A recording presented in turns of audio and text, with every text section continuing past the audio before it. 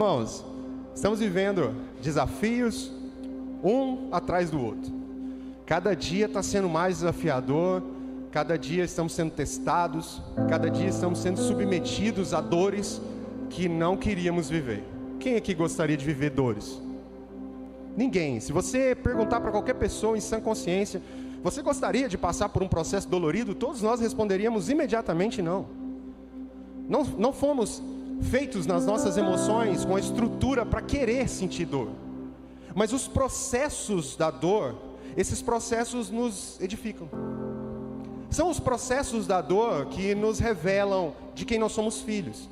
São os processos da dor que revelam a nossa identidade.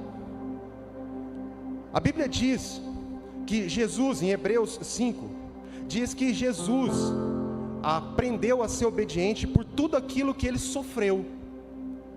Então, se Jesus aprendeu a obediência por tudo aquilo que sofreu, e ele é o modelo máximo, então nós não podemos ficar clamando para que Deus tire o processo da dor. É muito fácil a gente se reunir aqui para fazer uma mandinga gospel, para dizer Deus nos blinda, nos protege. Deixa eu dizer uma coisa para você: Deus quer que você cresça, Deus quer que você amadureça, Deus quer que você descubra quem você é. E o processo usado é o processo da dor. Crescer dói. Você sabia disso? Você sabia, irmão? A Ana Luísa até pouco tempo, ela não gosta que fala dela, né?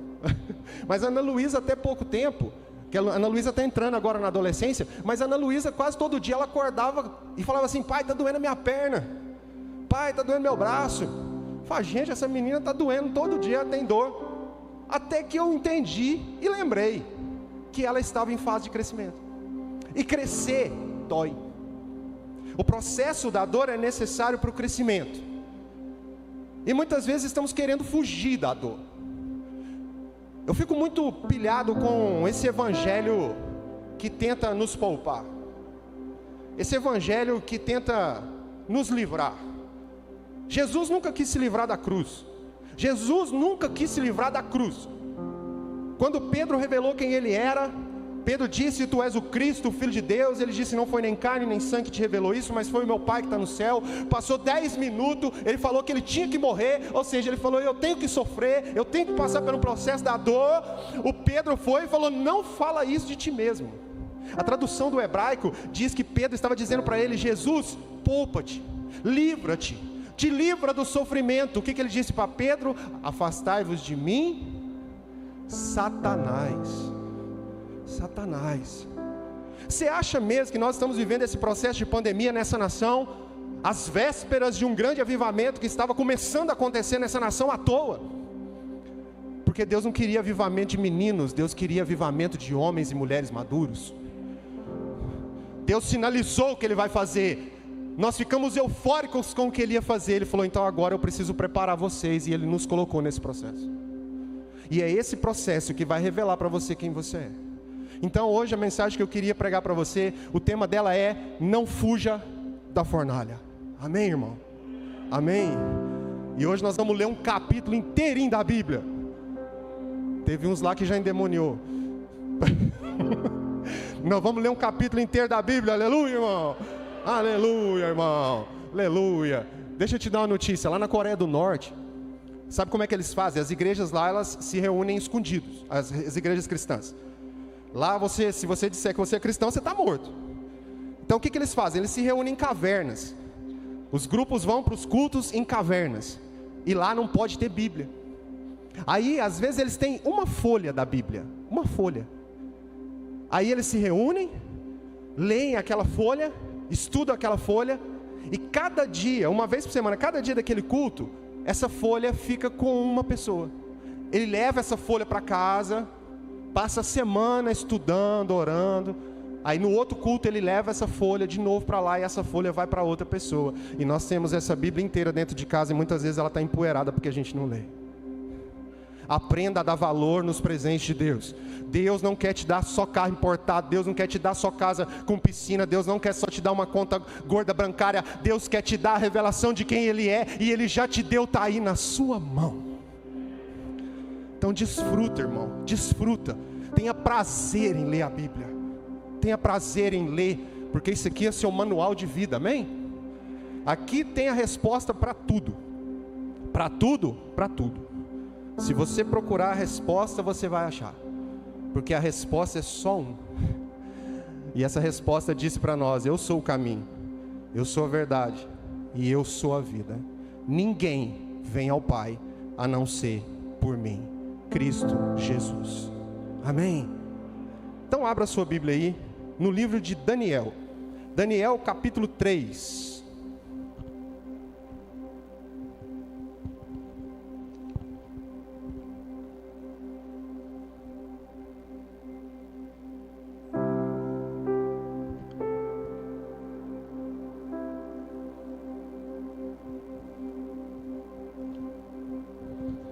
Irmão, não sei o que Deus vai fazer aqui hoje, mas eu sei que Ele vai fazer uma coisa muito grande aqui. Eu estava comentando com a pastora, antes de eu vir para cá, eu já prego o Evangelho há 7 anos. Que tanto de tempo, né? Mas para mim já tem uma história. E eu não gosto de ficar mentindo e nem de ficar fantasiando as coisas. A gente vai se acostumando a pregar o Evangelho para bastante gente, para a igreja, para as pessoas. E tem hora que vai ficando meio que no automático mesmo. Só que hoje, antes de eu vir para cá, eu falei com ela antes de eu sair. Eu falei: Jaqueline, eu não sei o que está acontecendo, mas eu estou sentindo um frio na barriga que eu não sentia há muitos anos. Eu não sei o que Deus vai fazer aqui, mas eu só quero que você receba o que Deus vai fazer. Amém? Em nome de Jesus. Amém? Então vamos lá. Daniel 3, a partir do 1, diz assim: o rei Nabucodonosor fez uma estátua de ouro, cuja altura era de 60 côvados e a largura de 6 côvados. Levantou-a no campo de Dura, na província de Babilônia. Então o rei Nabucodonosor mandou ajuntar os sátrapas, os prefeitos, os governadores, os juízes, os tesoureiros, os magistrados, os conselheiros e todos os oficiais da província, para que viessem à consagração da estátua que o rei Nabucodonosor tinha levantado. De modo que ajuntaram os sátrapas, os prefeitos, os governadores, os juízes, os tesoureiros, os magistrados, os conselheiros e todos os oficiais das províncias para a consagração da estátua que o rei Nabucodonosor tinha levantado. E estavam em pé diante da imagem que Nabucodonosor tinha levantado. Então o arauto apregoava em voz alta: ordena-se a vós, ó povos, nações e gente de todas as línguas, quando ouvirdes o som da trombeta, do pífaro, da harpa, da cítara, do saltério, da gaita de foles e de toda sorte de música, vos prostrareis e adorareis a imagem de ouro que o rei Nabucodonosor levantou. Qualquer que não prostrar e não adorar, será na mesma hora lançado na fornalha de fogo ardente. Portanto, no mesmo instante em que todos os povos ouviram o som da trombeta, do pífaro, da harpa, da cítara, do saltério e de toda a sorte de música, prostraram-se todos os povos, nações e línguas e adoraram a estátua de ouro que o rei Nabucodonosor tinha levantado. Ora, no mesmo instante, diga comigo, no mesmo instante. No mesmo instante, chegaram-se alguns homens astrólogos e acusaram os judeus. Disseram ao rei Nabucodonosor: ó rei, vive eternamente. Tu, ó rei, fizeste um decreto, pelo qual todo homem que ouvisse o som da trombeta, do pífaro, da harpa, da cítara, do saltério e da gaita de fólio e de toda sorte de música se prostraria e adoraria a estátua de ouro. E qualquer que não se prostrasse e adorasse, seria lançado na fornalha de fogo ardente. Há uns homens judeus que tu constituíste sobre os negócios da província de Babilônia: Sadraque, Mesaque e Abidnego. Estes homens, ó rei, não fizeram caso de ti. Os teus deuses não servem, nem adoram a estátua de ouro que levantaste. Então Nabucodonosor, com ira e furor, mandou chamar Sadraque, Mesaque e Abidnego, de sorte que esses homens foram levados à presença do rei. Disse-lhes Nabucodonosor: é de propósito, ó Sadraque, Mesaque e Abidnego, que vós não servis os meus deuses, nem adorais a estátua de ouro que levantei? Agora, ouvirdes o som da trombeta, do pífaro, da cítara, da harpa, do saltério, da gaita de fole e de toda sorte de música. Estejais prontos para vos prostrardes e adorardes a estátua que fiz. Por isso será melhor para vós. Mas, se não adorares, serei lançados na mesma hora na fornalha de fogo ardente. E quem é o Deus que vos poderá livrar das minhas mãos? Responderam Sadraque, Mesaque e Abidnego ao rei Nabucodonosor: não necessitamos de te responder sobre esse negócio. Se formos lançados na fornalha de fogo ardente, o nosso Deus a quem servimos pode nos livrar dela. E se ele nos livrará da tua mão, ó rei. Se não, fica sabendo, ó rei, que não serviremos a teus deuses, nem adoraremos a estátua de ouro que levantaste. Então Nabucodonosor se encheu de furor e se mudou o aspecto do seu rosto contra Sadraque, Mesaque e Abidnego. Ordenou que a fornalha se aquecesse 7 vezes mais do que se costumava, e ordenou aos homens mais fortes que estavam no seu exército que amarrassem Sadraque, Mesaque e Abidnego para os lançarem na fornalha de fogo ardente. Então esses homens foram amarrados com seus mantos, suas túnicas, seus turbantes e suas vestes, e foram lançados na fornalha de fogo ardente. Porque a palavra do rei era urgente, e a fornalha estava sobremaneira quente. A chama do fogo matou os homens que levaram Sadraque, Mesaque e Abidnego. Estes 3, Sadraque, Mesaque e Abidnego, caíram amarrados dentro da fornalha de fogo ardente. Então o rei Nabucodonosor espantou-se e levantou-se depressa e disse aos conselheiros: não lançamos nós 3 homens atados dentro do fogo? Responderam ao rei: é verdade, ó rei. Disse ele: eu porém vejo 4 homens soltos que andam passeando dentro do fogo, sem nenhum dano, e o aspecto do 4º homem é semelhante ao Filho do Deus vivo. Aleluia, irmão, aleluia. Querido, nós precisamos encarar as fornalhas de fogo da nossa vida. Sabe, irmãos, Nabucodonosor era um rei embriagado pelo poder.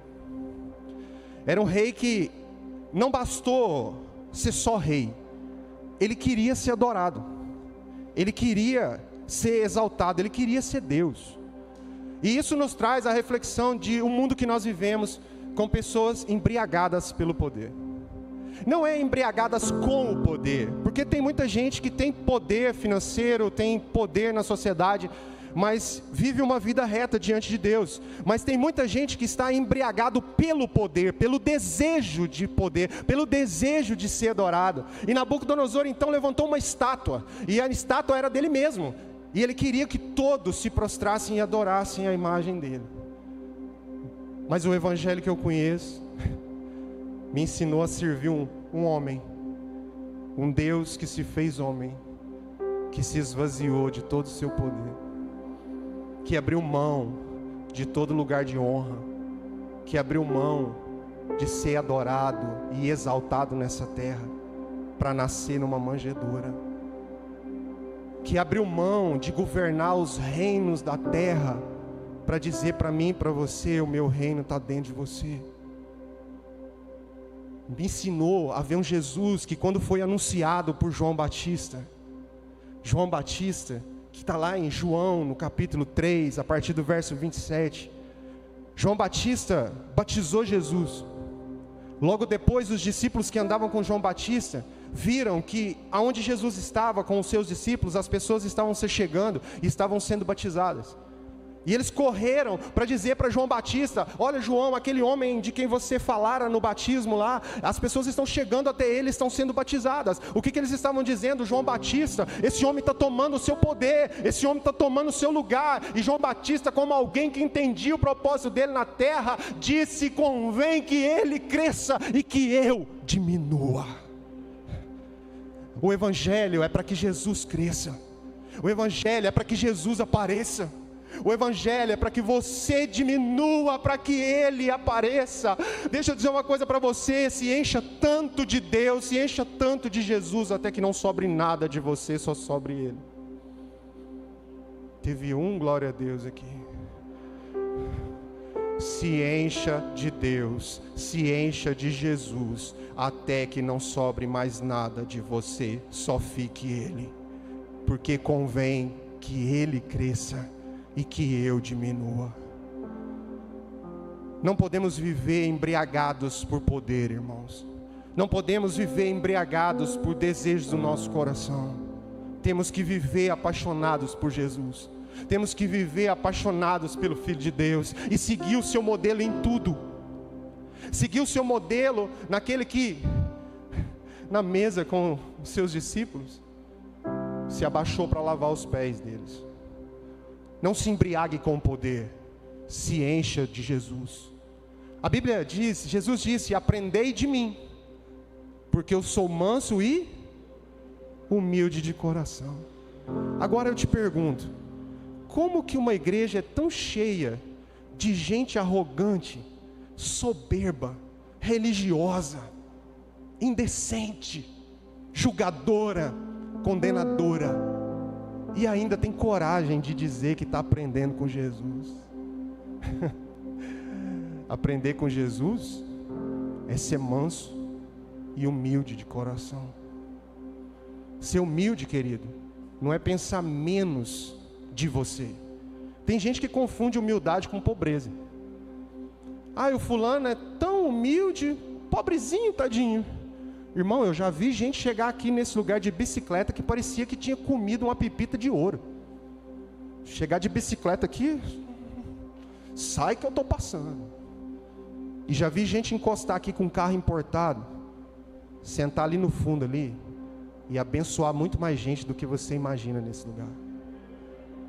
Ser humilde não tem a ver com pensar menos de você. Ser humilde é pensar menos em você. Ser humilde é pensar menos em você e pensar mais no outro.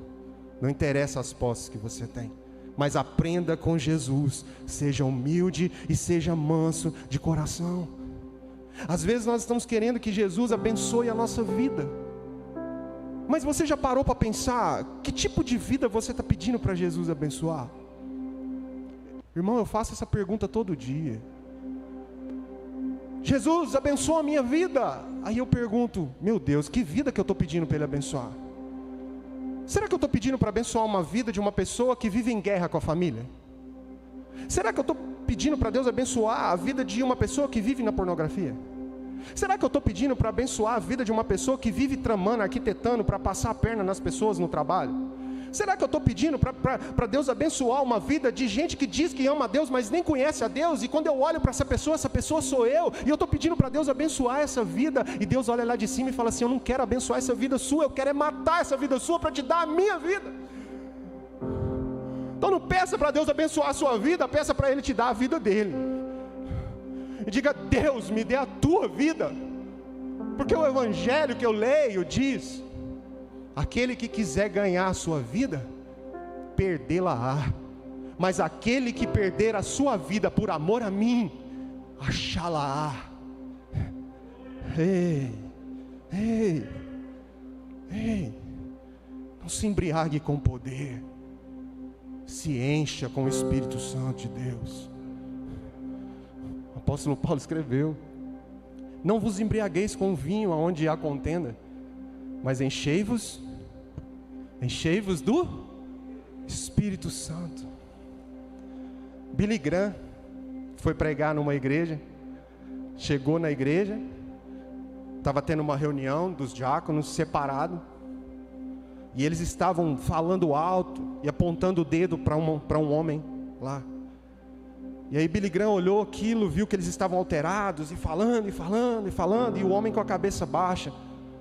E aí de repente esse homem saiu, e eles vieram, e foram direto falar para Billy Graham: Billy Graham, nós estávamos corrigindo, exortando, repreendendo o fulano diácono, porque ele se embriagou com o vinho. Nós estamos certos ou não estamos? E Billy Graham disse: sim, vocês não estão errados, mas vocês tiraram ele daqui do meio de vocês porque ele se embriagou com vinho? Sim, eles disseram sim, sim, sim, porque aí a pessoa se enche, né? Sim, sim, claro, beberrão, não pode ser diácono, errou. E Billy Graham disse, então vocês também podem ir embora. Vocês também não podem permanecer aqui. E eles disseram, por quê? Mas nós não bebemos. Ele falou, mas vocês não leram o restante do versículo. Ele disse, o versículo que vocês estão dizendo aqui diz, não vos embriagueis com vinho onde há contenda, mas também diz, mas enchei-vos do Espírito Santo, e vocês estão vazios do Espírito Santo, porque quem é cheio do Espírito Santo não repreende ninguém, mas ajuda e ama. E ama. Não se embriague com o poder, se encha com o Espírito Santo de Deus. Cuidado, querido, com a síndrome de dono do mundo. Porque às vezes nós queremos ser donos do mundo. Porque às vezes tudo que a gente está querendo é ser dono do mundo. Ser dono de situações. Deixa eu dizer uma coisa para você. Aquele que é dono de todas as coisas amou tanto o mundo que deu a vida por você. Deixa eu dizer uma coisa. Quando Deus teve que escolher entre ser governo do sistema e amar, a Bíblia diz que Ele amou. E quando Ele amou, Ele deu a vida. Então, que você, na hora que tiver que escolher entre amar o sistema, se embriagar pelo sistema, que você escolha amar as pessoas e dar a vida por elas. Agora, às vezes a gente pensa, dar a vida pelas pessoas, doação plena, doação constante, sim, mas também pautada em erros. Também pautada em equívocos, porque ninguém é perfeito, mas a Bíblia diz que nós estamos sendo aperfeiçoados em Cristo Jesus. É uma caminhada, é progressiva, é dia a dia. Por isso que a Bíblia também diz que a misericórdia de Deus se renova a cada... Meu filho, amanhã, a hora que você acordar, a hora que você sair daqui, você já vai pecar tanto até chegar na sua casa, e até amanhecer o dia, que se não fosse a misericórdia de Deus sobre nós, amanhã estaríamos todos mortos. Sim ou não?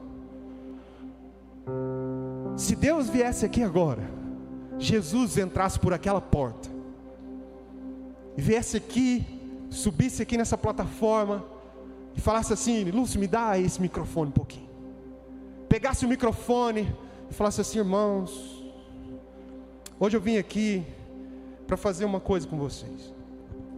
Eu vou escolher um de vocês aqui, que estão com Bíblia. Quem está com Bíblia aqui? Levanta a mão aí. Está com Bíblia? Amém? Vocês que vieram para o culto, vieram, não vieram? Quem é cristão aqui? Quem é cristão? Mas Jesus ia falar isso, você que veio com Bíblia, você que é cristão, que se diz imitador de Cristo, tá? Eu vou escolher um de vocês, vou colocar aqui do meu lado, e vou passar os pensamentos que passaram na cabeça de vocês, nas últimas 24 horas aqui nesse telão. Hã? Tá tudo certo, irmão? Ia dar certo? Ou será que você ia ficar com um pouquinho de vergonha? Meio constrangido, escandalizado?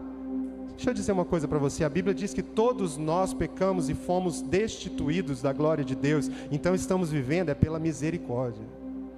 Tem gente dizendo que a pandemia é o castigo de Deus.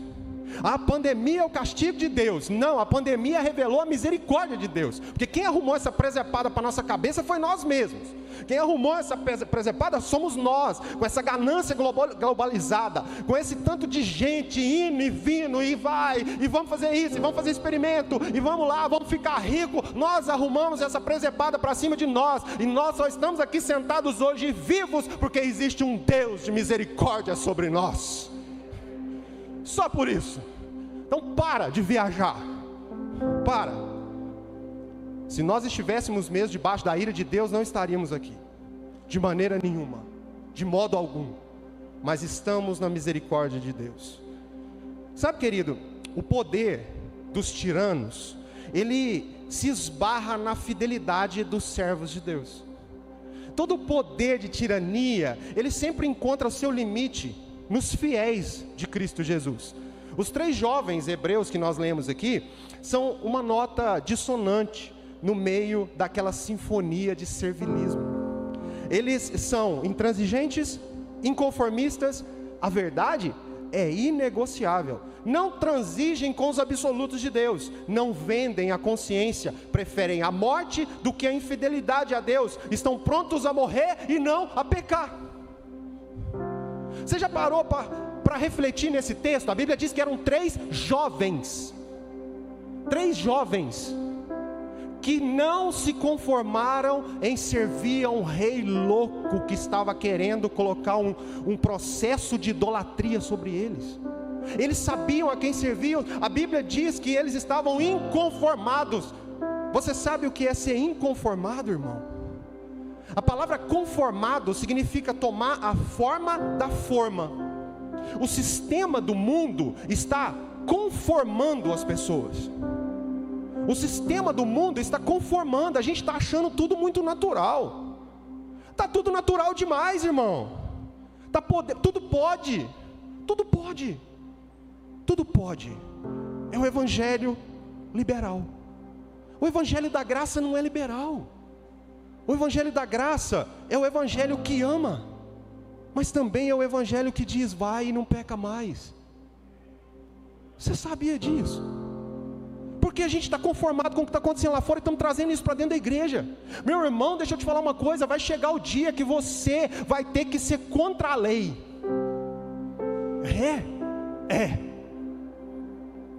Os discípulos de Jesus, quando chegavam na cidade, a Bíblia diz que eles diziam assim: está chegando aqueles que causam confusão.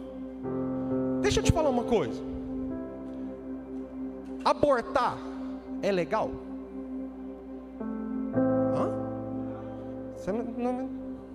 Depende. Abortar é legal? Na Argentina é. Em alguns países do mundo é.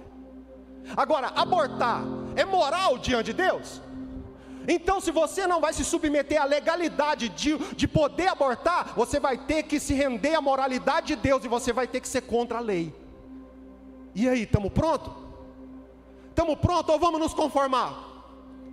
Ou vamos fazer um culto aqui, botar o joelho no chão para Satanás e dizer: está tudo certo? Ou vamos ter coragem de dizer: está errado, porque o meu Deus diz que está errado, porque ninguém pode tirar a vida que Ele deu, somente Ele. E aí? Mas e a mãe que abortou? Ama ela, não condena ela, não se conforma com o sistema, mas ama ela. Irmão, está chegando um dia que está ficando difícil, e vai ficar. O Supremo Tribunal já decidiu que se vier o prefeito e falar assim: não vai abrir as igrejas, e aí?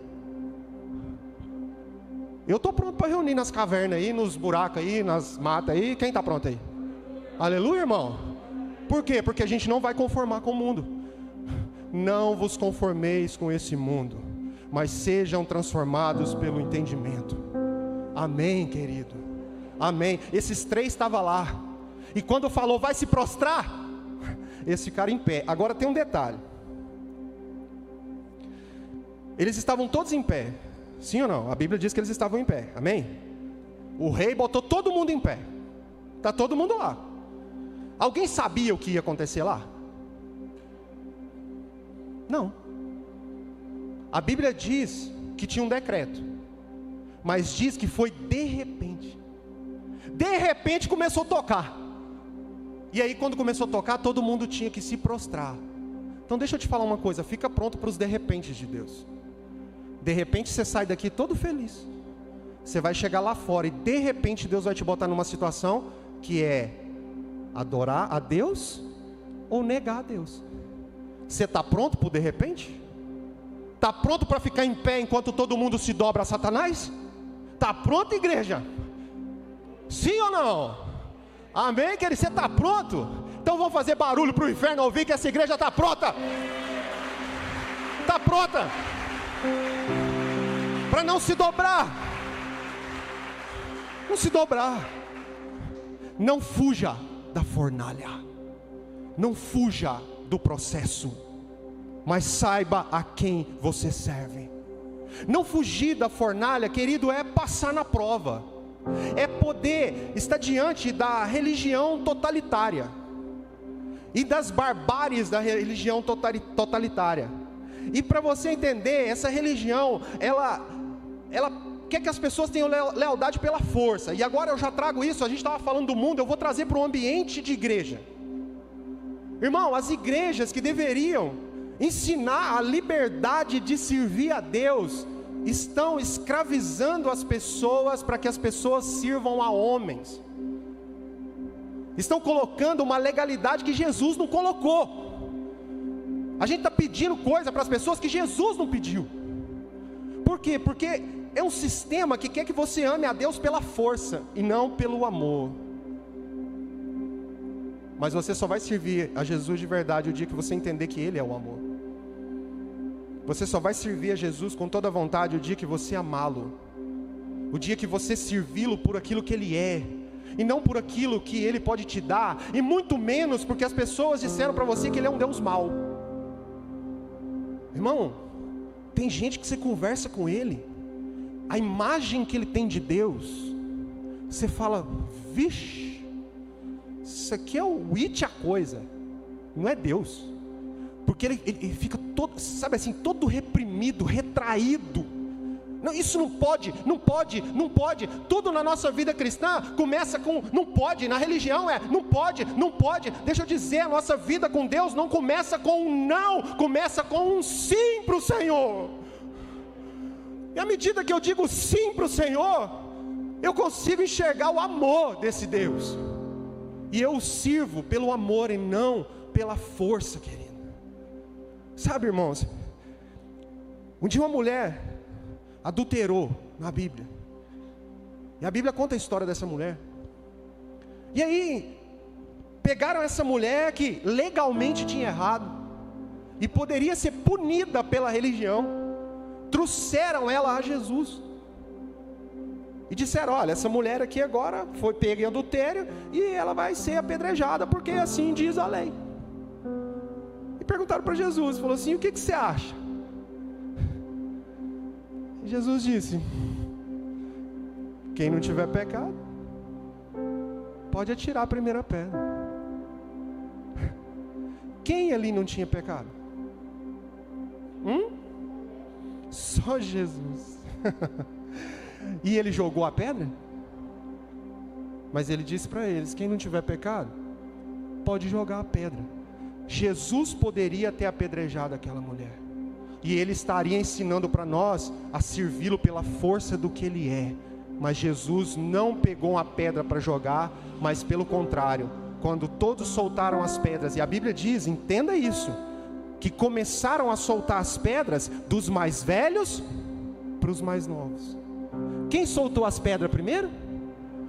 Pois é, e Deus está vindo aqui hoje para dizer para nós que nós vamos viver um tempo que Deus está quebrando a antiguidade da religião, a velhice da religião, para trazer filhos de Deus que amam e que não apedrejam porque sabem que tem pecado. Soltaram as pedras, e Jesus olhou para ela e falou assim, cadê os teus acusadores? Cadê os teus acusadores? Ela disse, foram embora.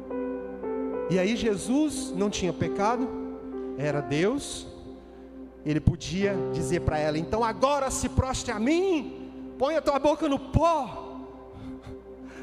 Mas Ele não disse isso. Ele disse para ela, eu também não te condeno.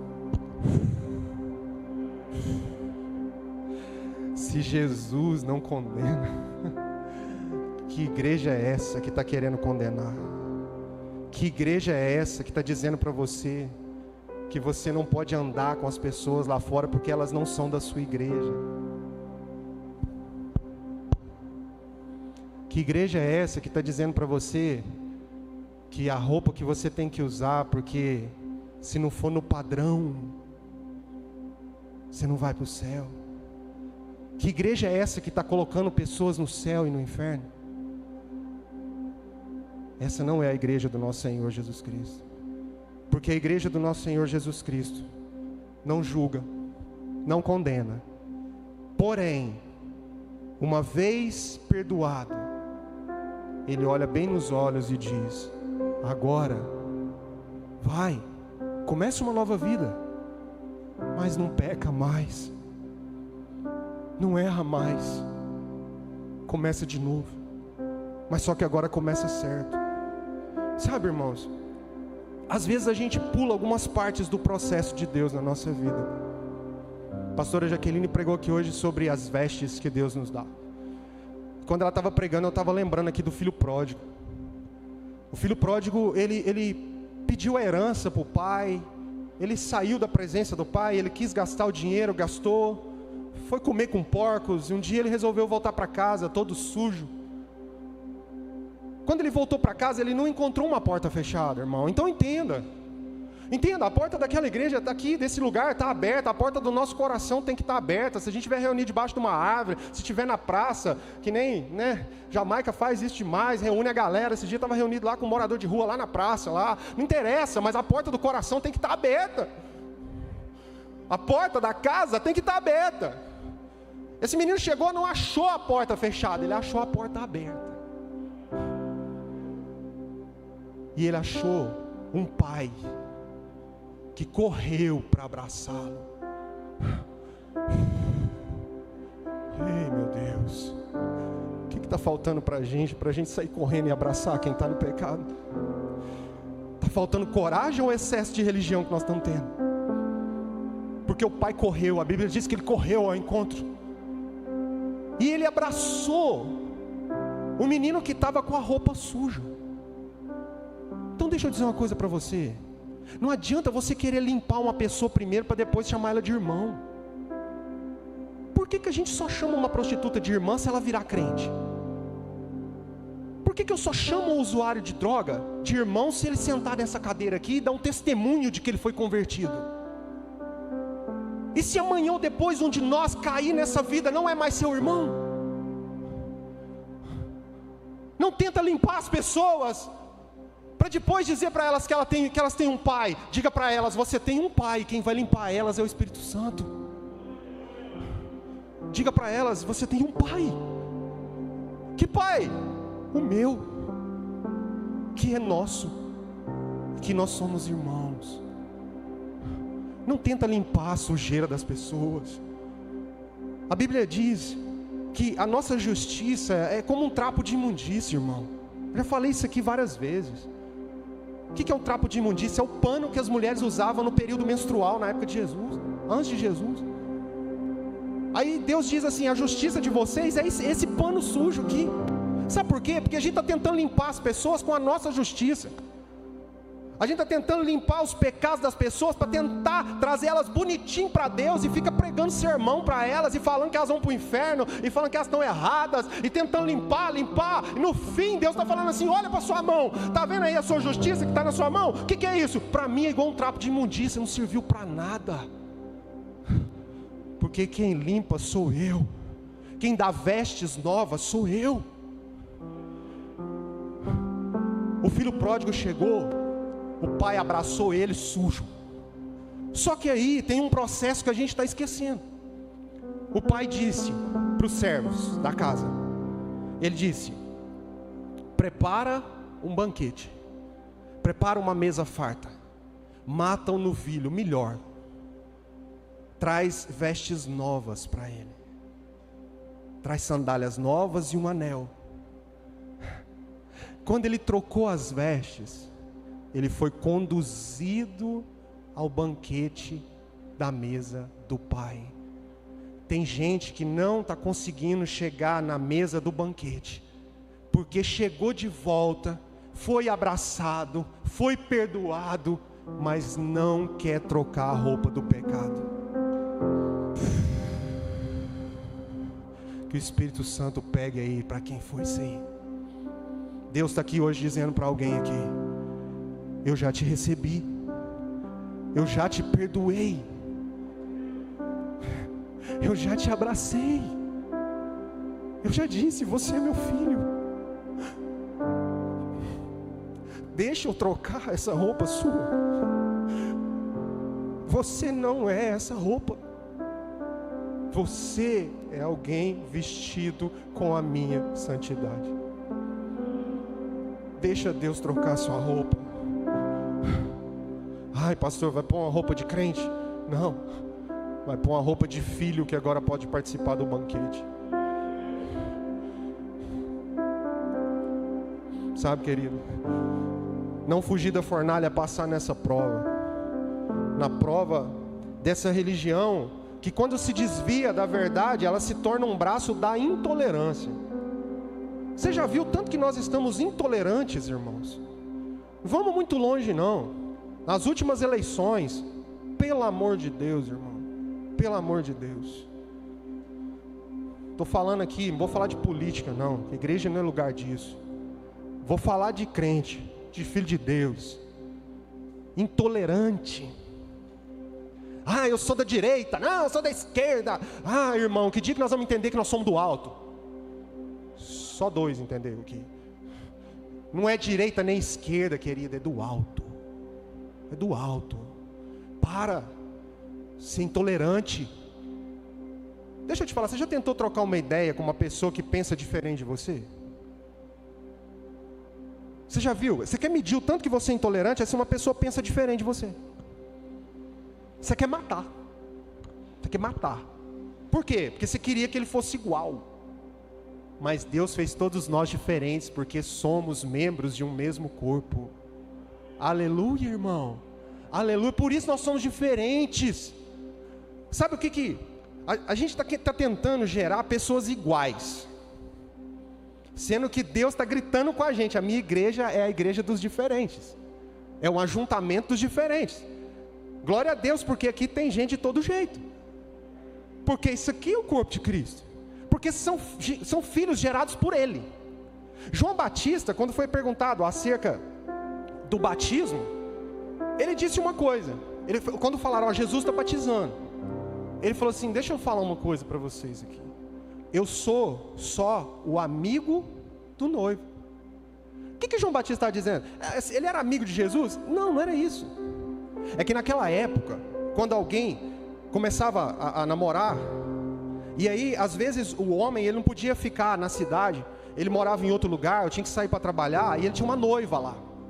Aí o que ele fazia? Ele arrumava um amigo, ele tinha um amigo, e esse amigo levava os bilhetes, levava presente, ia lá saber como é que a noiva estava, cuidava da noiva do amigo. Então ele era o amigo do noivo.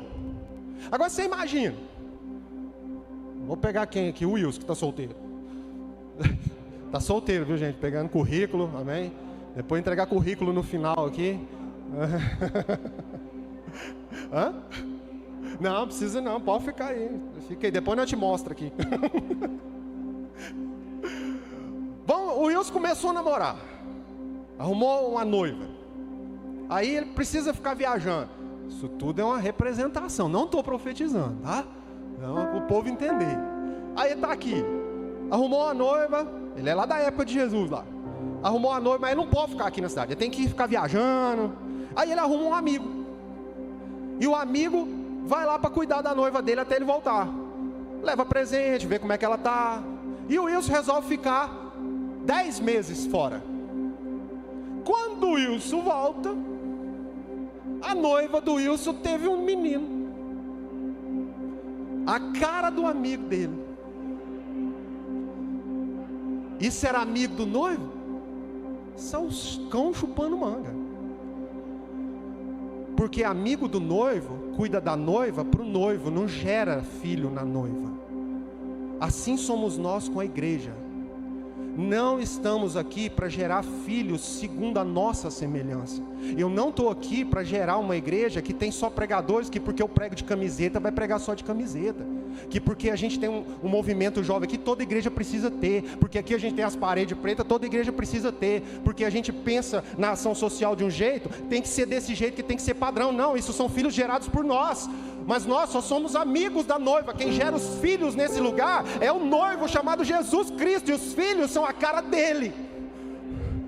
Então, meu querido, se prepare aí, porque nos próximos anos vocês vão ver filhas, lugares que nasceram dessa igreja aqui, com pessoas pregando de terno e gravata, com pessoas pregando na praça, com igreja que tem parede preta, outra tem parede branca, uma cuida de ação social, a outra cuida de nações. Não interessa, sabe por quê? Porque não são os filhos do pastor Lúcio, são os filhos de Jesus, porque ele é o noivo da noiva. Querido, é muito simples. É muito simples. Seja você só amigo do noivo. Deixa o noivo gerar. Porque os filhos do noivo são o projeto de Deus. Não fugir da fornalha é passar muitas vezes por acusações injustas. Irmão, entenda uma coisa aqui. No verso 6, aliás, no verso 8 que nós lemos, o texto diz que quando os três, Sadraque, o Mesaque e o Abednego, não se prostraram diante da estátua, apareceram uns astrólogos. Está aí no texto, depois você lê. Apareceram uns astrólogos e foram lá fazer o quê?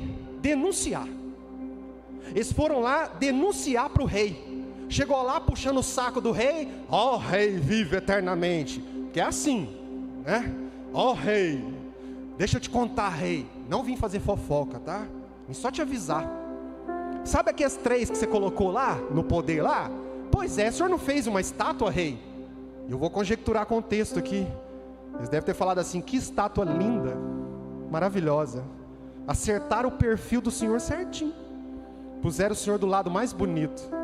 E que olhos, que olhos. Que puxa-saco é assim, né? Pois é, rei. Os três moleques lá não se prostraram. E o senhor não falou que ia queimar esse povo? Pois é, rei. Eles não prostrou. Agora eu vou te contar quem que eram esses astrólogos. Quando você lê no capítulo 2, no verso 5 de Daniel, você vai ver que o rei Nabucodonosor teve um sonho. E ele sonhou e pediu que juntassem todos os astrólogos e magos do reino e adivinhassem o sonho dele, interpretassem o sonho. E aí os astrólogos, que era tudo meio Rolando Lero. Quem lembra do Rolando Lero da escolinha do professor aqui? Só os acima de 40 lembrou. Denunciou a idade. Repetiu, né? Passou agora recente, né? Aleluia. Internet também, YouTube, eu também vi por aí. O Rolando Lero. Aí eles começaram assim: ó rei, é claro que nós sabemos o seu sonho, mas assim, conta pra nós, ao menos um pedacinho. Aí o rei falou assim: vocês estão me enrolando. Se até amanhã vocês não interpretaram o meu sonho, pode matar todo mundo. Mata os astrólogos, mata os adivinhos, mata todo mundo. E o povo desesperou. Daniel ficou sabendo. Daniel foi até no rei e falou assim: olha, me dá até amanhã, que eu vou orar ao meu Deus e vou dizer para você o que você sonhou, e vou interpretar o sonho para você. Mas faz um favor, não mata os astrólogos. Quem poupou a vida dessas inconhas aqui? Foi Daniel. Daniel foi lá, botou a cara para bater, falou: eu estou aqui, eu vou interpretar, mas não mata esse povo. 2, 3 capítulos, um capítulo depois na frente, o que eles fizeram com os amigos do Daniel? Foi lá e entregou eles. Sabe, irmãos, não fugir da fornalha é saber que vai ter momentos que você vai ser muito injustiçado. Porque a injustiça, ela está relacionada à ingratidão. As pessoas são ingratas. Aprenda, você vive num mundo de pessoas ingratas. E a ingratidão, ela fere a Deus. Ah, por que é a Deus? Eu vou te explicar por quê. Jesus uma vez estava indo, encontrou com 10 leprosos. Aí a Bíblia diz que ele curou os leprosos. Os leprosos, ele disse assim: olha, vai agora e se apresenta ao sacerdote. Aí os leprosos saíram e foram curados no caminho e foram para o sacerdote. Só que só um voltou para agradecer a Jesus. Só que Jesus já estava acostumado com a ingratidão. E por que Jesus indignou tanto com esses 9 que não voltou? Porque ele não sabia que o povo era ingrato? Não, ele sabia. Sabe por que ele chocou? Porque eles voltaram para o sacerdote, voltaram para os ritos religiosos, voltaram para a religião, se enfiaram de novo no sistema e não lembraram de quem os havia libertado e curado. Então deixa eu dizer uma coisa para você. Sabe o que fere a Deus muitas vezes? Eu vou te falar por experiência pastoral. Irmãos, aqui, em qualquer outra igreja, as pessoas chegam aqui muito desestruturadas, Pessoas que chegam para procurar Deus, são pessoas que estão procurando um vazio da alma. Tem feridas, tem problemas. E aí essas pessoas chegam, Deus as abraça, as recebe, as perdoa. É gente que veio do vício, da pornografia, da prostituição. É gente que roubou, gente que matou, é gente que fez tudo.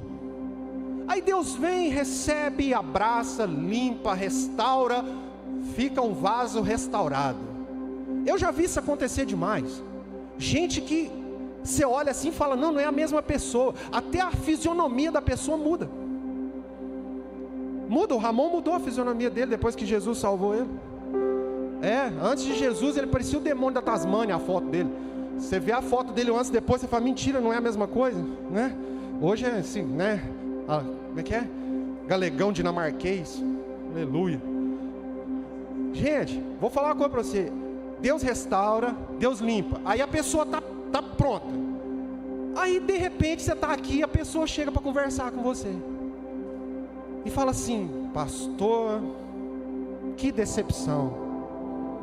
Você sabia que o fulano está adulterando? Aí você olha para o desgramado e fala, como é que é? O fulano está adulterando, arrumou amante. Aí você olha para ele e fala assim, esse mulambo aqui, tem 6 meses que ele tinha 3 mulheres. Deus libertou ele, agora ele está falando do outro.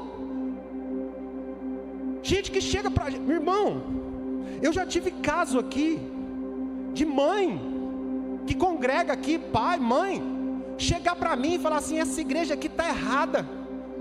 Eu estou vendo alguns jovens de vocês aí lá fora, eu vi lá no boteco lá. Tá certo? Não, tá errado, mas sabe, ela falando, tá lá no boteco lá. E aí eu olhar para ela e falar assim, você tá vendo as redes sociais do seu filho? Você viu onde seu filho estava ontem? Por que você está falando do filho da outra? Deixa Deus te tratar, mas seja grato pelo que Deus fez e faça pelas pessoas a mesma coisa que Ele fez por você. Amém, irmão? Amém. Antes de você apontar o dedo para o outro, olha para você no espelho. Seja grato ao Senhor por tudo aquilo que Ele fez e não tenta acusar os outros. Lembra que Ele te tirou de lugar muitas vezes pior. Muitas vezes pior. E não fuja da fornalha. Aprenda a ser grato. Sabe, querido, não fugir da fornalha é ter uma vida de fidelidade a Deus. As pessoas fiéis, elas entendem que a fidelidade a Deus é uma convicção inegociável. Irmão, como que a gente consegue viver uma vida cristã negociando a nossa fidelidade com Deus? Na cabeça de muitos aí está pensando que eu estou falando de dízimo e oferta. Não, irmão, isso aí o Wister já falou. Estou falando de uma vida fiel. Uma vida fiel a Deus. Porque isso tem que ser uma convicção que nós temos inegociável. Não tem negociação. Ou eu sou fiel, ou eu não sou fiel. Porque, querido, deixa eu dizer uma coisa para você. Esses jovens, eles entenderam que agradar a Deus é mais importante do que preservar a própria vida. Agora hoje nós estamos num processo de preservação da nossa vida e somos infiéis a Deus. Não, eles disseram assim, a minha vida não tem importância. O que importa é sermos fiéis a Deus. Eles tiveram coragem de discordar de todo mundo. Irmão, vou te falar uma coisa. Eu estou aqui hoje, nasci no Ministério Sal da Terra. Deus nos plantou aqui. Deus nos acolheu aqui. Deus ministra no nosso coração aqui. Eu amo as pessoas que me apresentaram o Evangelho. Sou grato a eles. Mas se um dia esse ministério se desviar dos princípios de Jesus, eu estou fora. Eu estou fora. Porque, que nem diz Pedro, me convém muito mais agradar a Deus do que os homens. Aprenda a ser fiel. não negocie a sua fidelidade, mesmo que isso te custe, querido. Deixa eu dizer uma coisa para você: a fidelidade incondicional a Deus não é uma barganha, porque a gente acha que ser fiel a Deus vai nos livrar de situações. Não, querido, muitas vezes você ser fiel a Deus vai te levar à fornalha, vai te levar à cova de leões, vai te levar à prisão, vai te levar a ser rejeitado pelos grupos que você participa, vai te levar às vezes a ser demitido da sua empresa, vai te levar a ser rejeitado na escola. Eu ministro para minhas meninas, o campo minado das escolas. Vai chegar um tempo que elas vão ter que ter estrutura. As nossas crianças vão ter que ter estrutura, para quando ela chegar lá na escola e ver que tem 3 banheiros, que ela pode escolher o banheiro que ela quer ir. Só que ela vai ter que ter um pai, uma mãe cristão dentro de casa e dizer para ela assim: Deus te fez assim, não nega o seu Senhor. Seja fiel, não negocie. Muitas vezes você servir a Deus, você vai ser colocado na fornalha, irmão. Eu sei de gente que já perdeu o emprego, porque se declarou cristão e não arredou. Uma vez eu passei num processo seletivo para trabalhar num banco nessa cidade aqui. Num banco. Fiz a prova, fui a maior nota da prova, estava tudo certo. Fui chamado para a entrevista. Na entrevista tinha uma perguntinha: qual religião você é? Na época eu era católico. Cristão. Disse: eu sou cristão. Ah, tudo bem, ótimo, sua nota. Passou uns 15 dias, eu recebi uma ligação, falando assim: não, a gente resolveu aqui, assim, a gente vai contratar só algumas meninas, né, aí a vaga para os homens aqui não deu certo, mas assim, a sua nota foi a maior, você passou, Deus abençoa, você vai conseguir. E pai, eu falei: amém. Depois eu fiquei sabendo que lá só entravam funcionários de uma determinada seita, e eu fiquei de fora. Mas eu não neguei Jesus. Eu sou cristão e continuo cristão, e vou morrer cristão, e vou para a eternidade cristão, porque eu não negocio a minha fé. Eu não negocio. Eu quero sair daqui tendo a certeza que você também não vai negociar, porque a fornalha, deixa eu dizer uma coisa para vocês: a fornalha do mundo lá fora está sendo aquecida 7 vezes mais. Nós vamos ser colocados à prova nos próximos anos na nação brasileira, e eu quero ver, porque nós vamos ter que ter coragem de dizer: eu prefiro ir para a fornalha do que negar o meu Senhor. Ai, aqui fica lindo, né? Fica um silêncio, primeiro fica um silêncio da morte, né? Mas a gente assim, tá assim, né? É nós. Deixa eu te contar um relato rapidinho aqui. Teve um culto, pessoal da igreja perseguida, culto, todo mundo lá escondido, porque os muçulmanos poderiam pegá-los e executá-los. Estava o grupo lá, a igreja pequena, escondida, igual nós estamos aqui. Aí entrou um grupo, encapuçado, com metralhadoras, e já foi logo gritando: todo mundo na parede, todo mundo na parede, todo mundo na parede. Levantou todo mundo, aquele desespero, enfileirou todo mundo. Pegaram as metralhadoras, apontaram para eles e disseram: se vocês negarem a Jesus, nós não mataremos vocês. Mas se vocês continuarem com a fé cristã, se vocês negarem a Jesus, nós livramos vocês. Mas se vocês continuarem a dizer que servem a Jesus, nós vamos matar todo mundo. E aí todo mundo já começou a amarelar. Ele falou: mas nós vamos fazer diferente então. Quem quiser negar Jesus, então não precisa nem falar, pode sair da igreja, pode sair. O grupo tinha mais ou menos umas 50 pessoas. 40 foram embora. 40 saíram. Quando ficou só os 10 já preparados para morrer, o grupo colocou as armas no chão, tirou o capuz e falou assim: vamos continuar o culto, porque nós também somos cristãos, mas nós temos que adorar com quem é cristão de verdade. Está entendendo, irmão? E se eles tivessem morrido? estariam nos braços do Pai eternamente. Vai chegar o dia em que a fornalha vai estar pronta e você vai ter que escolher entre ser fiel ou não ser fiel.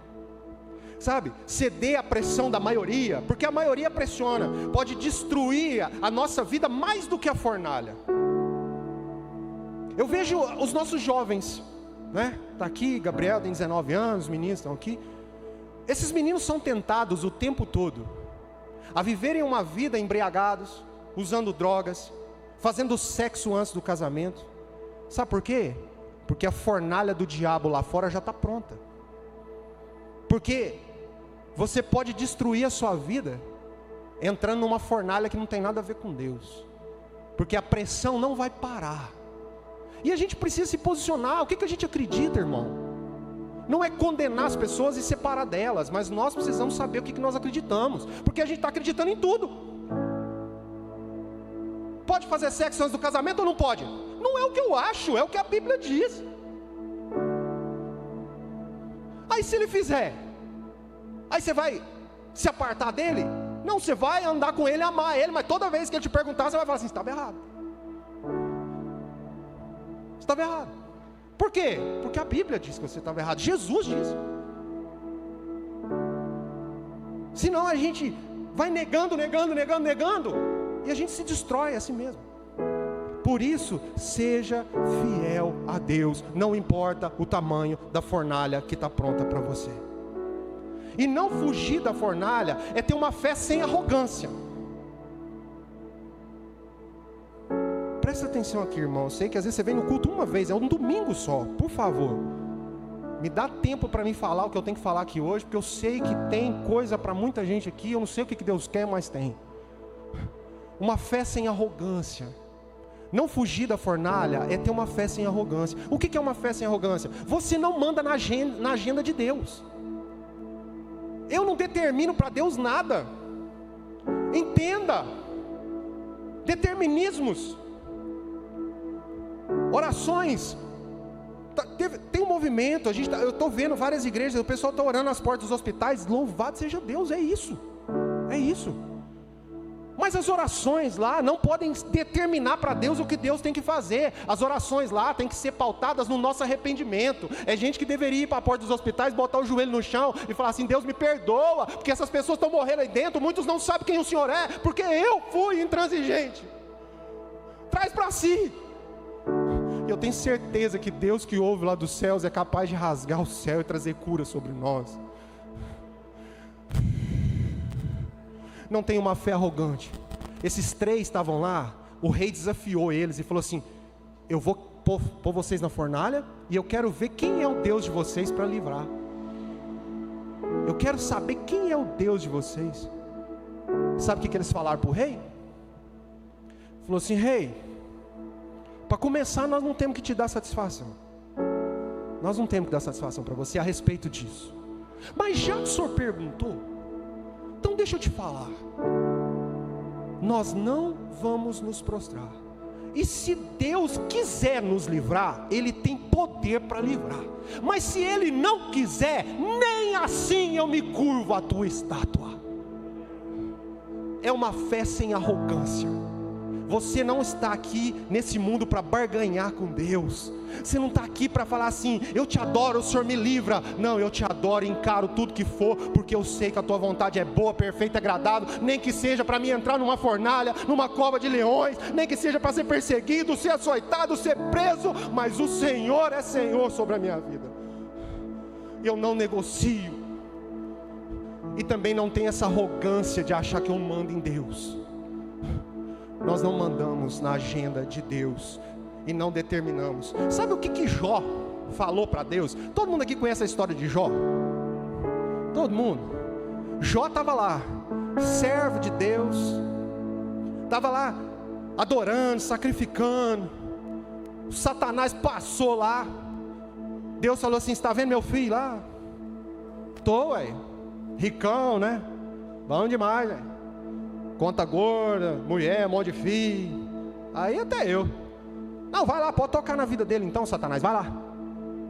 E a vida do Jó virou de cabeça para baixo. morreu os rebanhos, morreu os filhos, o homem ficou doente, ficou com lepra, ficou acabado. Mas sabe o que Jó disse em Jó 13, 15? Coloca para mim, Jó capítulo 13, verso 15, coloca ali, só para você entender, coloca lá, Jó,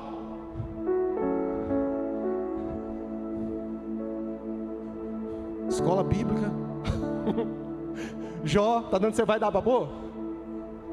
Jó, capítulo 13, verso 15, olha o que Jó falou: ainda que ele me mate, nele esperarei, contudo os meus caminhos defenderei diante dele. Só teve um lá no fundo que entendeu, vou ler de novo: ainda que ele me mate, nele esperarei. Cadê essa fé cristã? Cadê esse povo? Cadê esse povo que não fica só fazendo campanha de 7 dias para ser abençoado? Um povo fraco que sai da igreja porque escutou uma fofoca, porque não gostou da cor da parede, porque o pastor pregou tempo demais, porque o louvor hoje não foi bom, porque hoje eu estou cansado, eu estou com dor de cabeça. Cadê os cristãos que dizem: nem que ele me mate, mas nele eu confiarei? Não fuja da fornalha. E para a gente concluir, o rei pegou os 3, falou assim: eu vou dar uma última chance para vocês, vou tocar de novo o louvor aqui da minha igreja.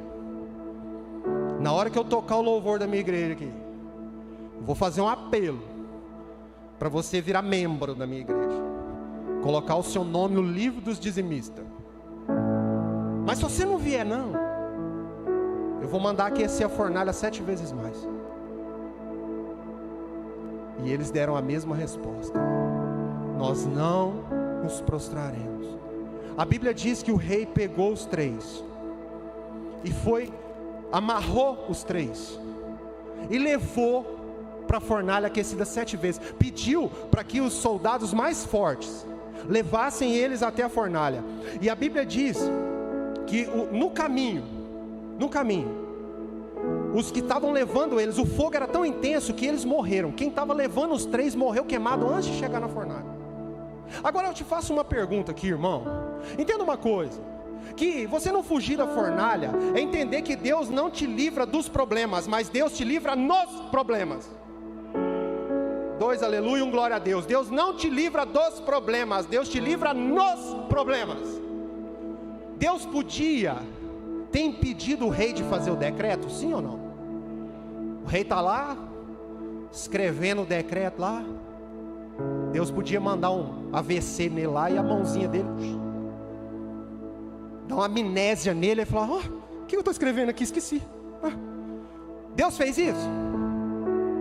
Fez. O rei fez o decreto ou não fez? Deus livrou do decreto? Deus impediu Nabucodonosor de acender a fornalha? Deus podia ter mandado lá um poder de não acender nem um fósforo. Acende a fornalha, joga lá, sei lá se tinha naquela época querosene, o que é que tinha lá, joga lá, risca o fósforo. Não acende, rei. Esfrega graveto, não pega. A hora que começar a sair a fumaça, Deus mandava chuva. Nossa, Deus fez isso, irmão? A fornalha foi acendida ou não foi?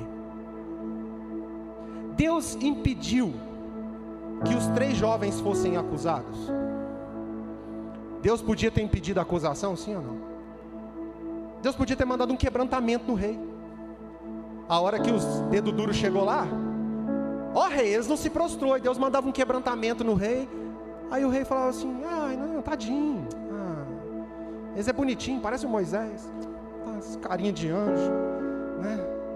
Deixa ele, inteligente, são proféticos, igual o Hendrick, não quer mais não. Deus fez isso? Não. Deus deixou a ira do rei se acender.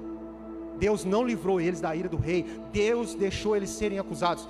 Deus impediu que eles fossem amarrados e jogados na fornalha? Não, mas Deus os livrou na fornalha.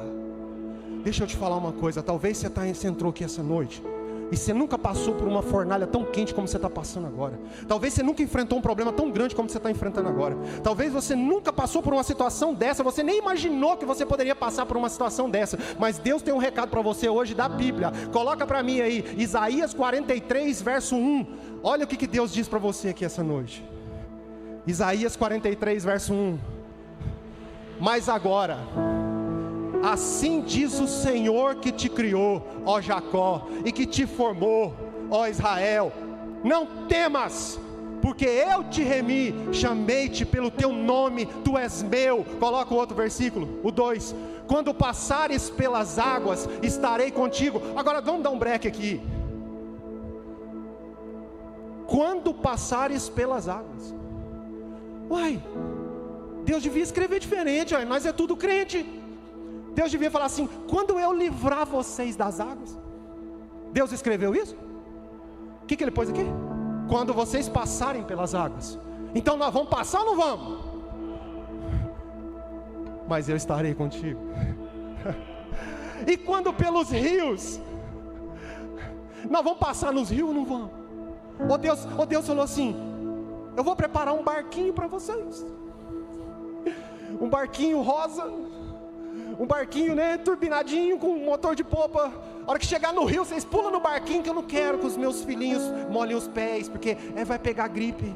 Não, o que está escrito lá? Quando passar pelos rios. Então nós vamos passar ou não vamos? Eles não te submergerão, eles não te afogarão. E aí ele diz: quando passares pelo fogo.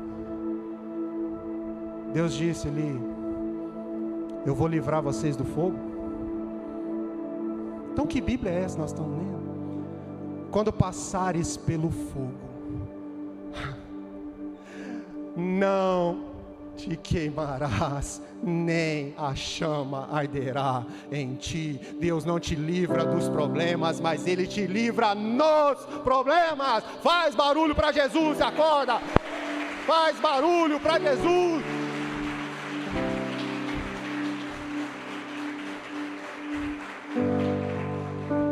A fornalha está pronta, irmão.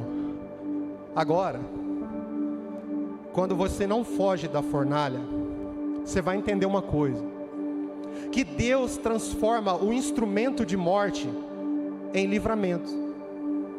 Como assim, pastor? Presta bastante atenção aqui. Às vezes você ficou distraído aí, Deus quer te pegar agora. A Bíblia diz que eles amarraram eles, sim ou não? Amarrou, não amarrou? E jogou eles lá dentro. Só que quando o rei viu que eles estavam o quê?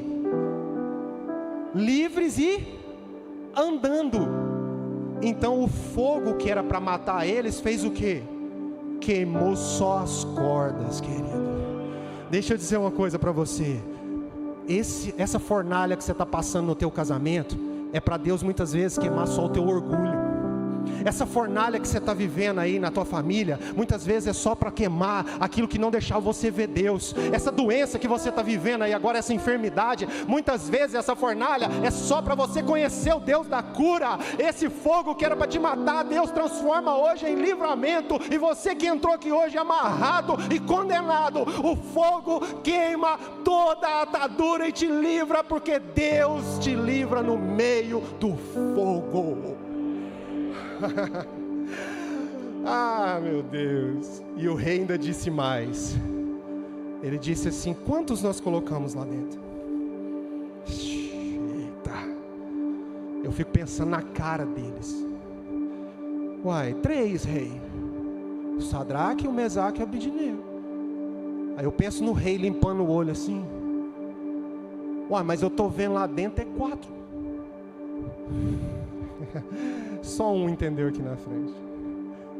Eu estou vendo 4. E o 4º homem é semelhante ao Filho de Deus. Deixa eu dizer uma coisa para você. Deus não vai te livrar do fogo. Deus não vai me livrar do fogo. Mas Ele vai estar comigo e com você no meio do fogo. Ele vai estar lá. Ele vai estar lá. E todo mundo vai ver que você serve a um Deus que é capaz de te livrar do meio da fornalha. quando eles saíram de lá, o rei Nabucodonosor escreveu um outro decreto. Para quê? Para matar eles de novo? Não. Ele escreveu um decreto. Nesse lugar, ninguém adora outro Deus a partir de hoje, que não seja o Deus de Sadraque, Mesaque e Abidnego. Louvado seja Deus, querido. Então aplauda o Senhor. Louvado seja Deus. Louvado seja Deus. Fica de pé no seu lugar. Vamos adorar o Senhor.